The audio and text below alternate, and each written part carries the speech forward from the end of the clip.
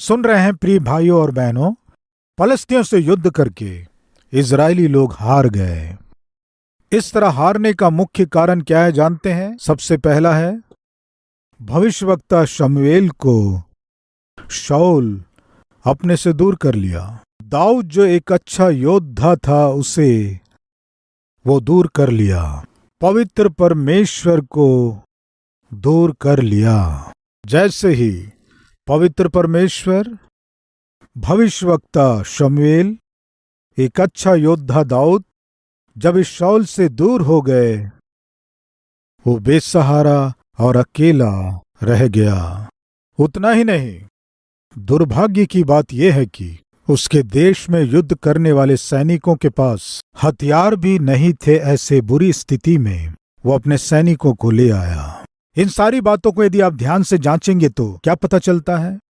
जब शाऊल के ऊपर शत्रु फलस्ती लोग साजिश किए, उन्होंने सबसे पहले क्या किया जानते हैं? तलवार, भाले, हंसुआ, कुल्हाड़ी उस देश में रहने वाले लोहारों को उस देश में रहने नहीं दिए।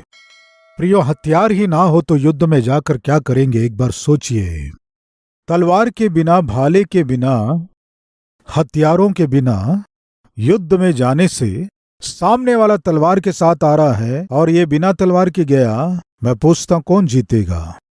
जिसके पास तलवार है वही जीतेगा, जिसके पास भाला है वही जीतेगा, इनको चलाने वाला ही जीतेगा।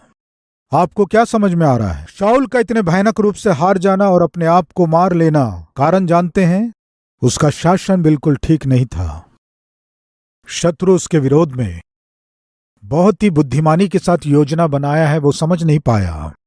देश में यदि कोई लोहार है तो फलस्ती क्या किए? फिर से पढ़ रहा हूं, इज़राइल के पूरे देश में लोहार कहीं नहीं मिलता था, क्योंकि फलिस्तियों ने कहा था हिब्री तलवार या भाला बनाने ना पाए। लोहारों को वे रहने नहीं दिए।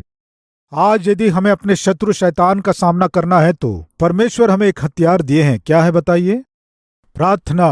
प्रार्थना से बढ़कर दूसरा कोई हथियार नहीं है।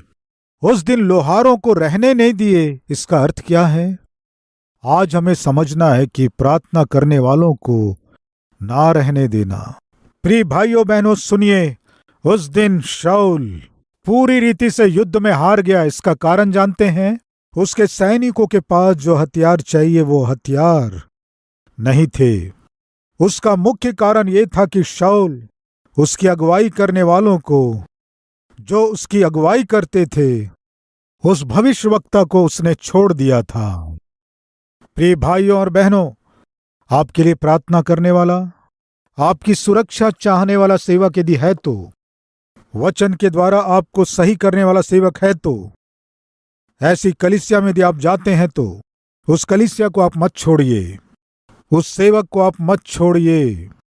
आपके प्रति, आपके परिवार के प्रति जिम्मेदारी के साथ आंसू बहाकर प्रार्थना करने वाला सेवक, आत्मा की सुरक्षा के लिए खरा वचन देने वाला सेवक यदि है तो उस कलीसिया को कभी मत छोड़िए। ऐसे सेवक को कभी मत खोइए। वचन को खराई के साथ जब प्रचार करते हैं, पास्टर जानबूझ के मेरे विषय में कह रहे हैं सोचकर आप अपनी कलीसिया को ना छोड़ें। पवित्र आत्मा परमेश्वर यदि आपको सही करना चाहें तो आपसे ही बात करेंगे। बीमार व्यक्ति को ही डॉक्टर दवाई देते हैं। मुझे क्यों दवाई दे रहे हैं कहने से बीमार है इसलिए आपको दे रहे हैं। आप बीमार नहीं होने से दवा क्यों देंगे बताइए? इस बात को याद रखिए, परमेश्वर पास्टर के द्वारा बोलते हैं। इस तरह जब परमेश्वर बोलते हैं, गलती दिखाते हैं तो सही कर लीजिए। बस इतना ही। वचन को खराई से प्रचार करने वाले सेवक से आपको दूर होने की आवश्यकता नहीं है। प्रियो, उस दिन शाऊल जो उसकी अगुवाई करते थे, उस भविष्यवक्ता को वो खो दिया। ईर्ष्या के कारण दाऊद जो उसकी ओर से युद्ध करता था, उसे वो खो दिया। जिसने उसे राजा बनाया, उस परमेश्वर को ही शाऊल ने खो दिया। अभी ध्यान से सुने, परमेश्वर को खो दिया यानी परमेश्वर की संगति को और उसकी उपस्थिति को खो दिया। परमेश्वर की उपस्थिति और संगति को खोने का अर्थ क्या है जानते हैं? प्रार्थना रहित जीवन जीना। आज हमारे बीच कोई है क्या?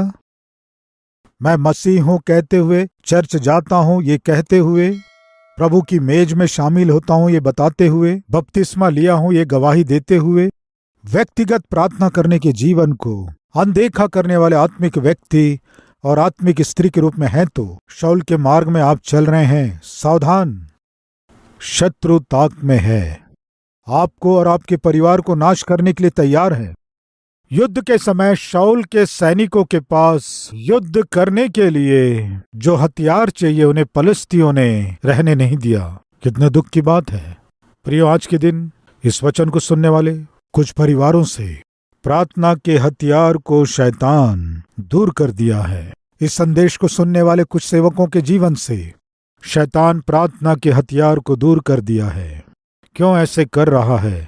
आपको नाश करने के लिए, आपका सब कुछ लूट लेने के लिए, आपके जीवन की जो स्थिति है और आज आप जिस किसी भी पदवी में हैं उसे आपसे छीनने के लिए, आपके पोजीशन को आपसे ले लेने के लिए, आपके प्रॉपर्टीज को आपसे ले लेने के लिए शैतान कमर कस लिया है। इसलिए वो आपको प्रार्थना करने नहीं दे रहा है। इसे चेतावनी समझे तो अच्छा है, सुधार लें तो अच्छा है।